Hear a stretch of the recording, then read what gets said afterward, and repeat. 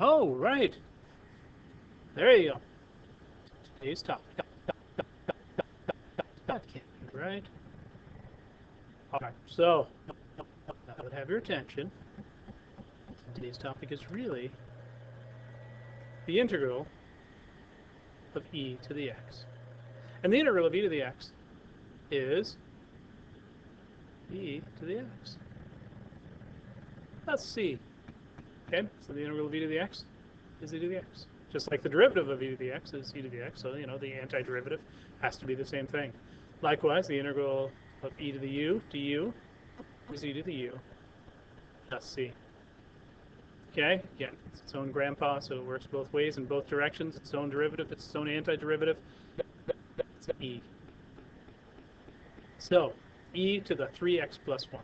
So this is where we want to just look. Oh, it's not just e to that. So we'll just slow it down a little bit. We'll say u is 3x plus 1.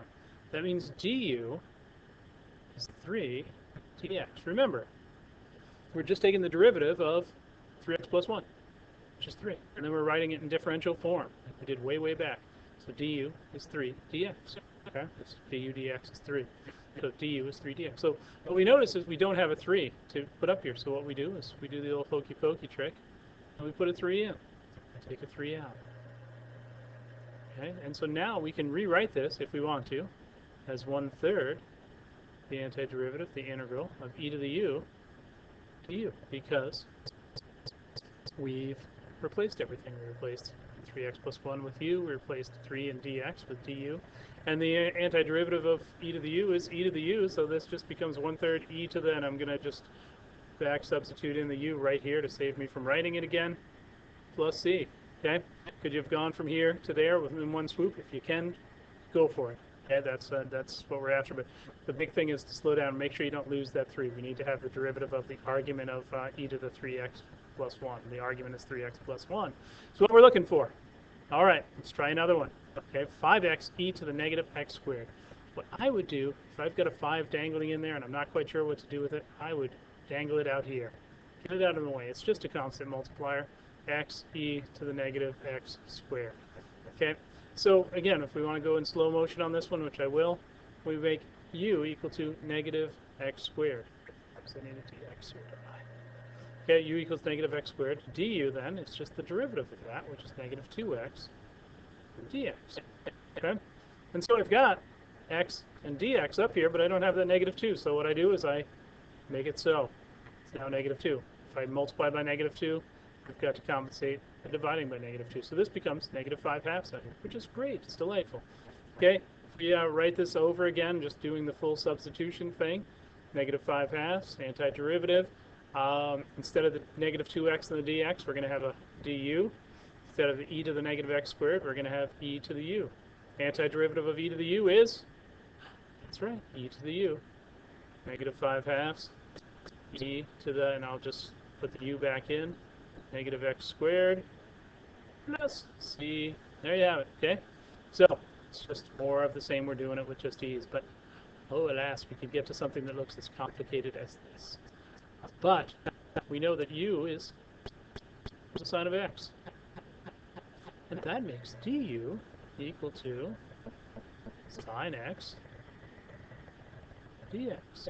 Wait, you say, Mr. Tate, you missed the negative sign. Yes, I did. But there it is. Okay, I didn't really miss it because I clicked it. So, derivative cosine is negative sine. So we put a negative in, we take a negative out. This turns into, if we do the full substitution, negative e to the u to du. And what's the antiderivative of e to the u du? It's e to the u. So we have negative e to the, and let's back substitute in, cosine of x plus c. Ta-da! Okay. You know, and if you're wondering, like, you can always check an antiderivative just by taking the derivative. If we take the derivative of this thing, we get that back. Okay, at least we get this, this body part back here, the sine x e to the cosine of x. Okay, the part that we started with originally. Okay, there we have it. All right. So, oh, well, let's do a definite integral. So this one, what's going on here? We've got to figure out what u is. Is u e to the x? Or is u 1 plus e to the x?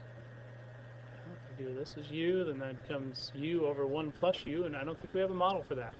If I make u equal to 1 plus e to the x, then du is the derivative of that, which is e to the x, dx. Okay, so when I do the substitution on this one, I end up with, instead of e to the x dx, I have du, and instead of 1 plus e to the x, I have u. Okay, and so what's that looking like? Why, that's looking like e primed over u, natural log. So my antiderivative is the natural log of the absolute value of 1 plus e to the x. Right? Okay, so that back substituted in. We don't really need the absolute values because e to the x is going to be positive all the time. 1's positive, so I'll just negate that. I'll write it here, but I don't really need it. Why? And we're going to evaluate it at 1 and 0. So let's go through the evaluation piece. The natural log of 1 plus e to the 1 minus the natural log of 1 plus e to the 0. Okay, so let's see what we can get here. E to the first power is just e, so we know that's kind of a silly one. But so it's the natural log of 1 plus e minus the natural log of, let's see, e to the 0 is 1, which is the natural log of 2. And remember, with natural logs, subtraction is division. So I can rewrite this in one fell swoop as the natural log of 1 plus e over 2. Ta-da! All right, so that's that. This is this. And what's next? Oh, next is that. And then there's that. And then, just to see if you're really truly paying attention, we'll go back all the way to the beginning. So now you know what today's topic was. That's right. The integral of e to the x. Okay? Exclamation.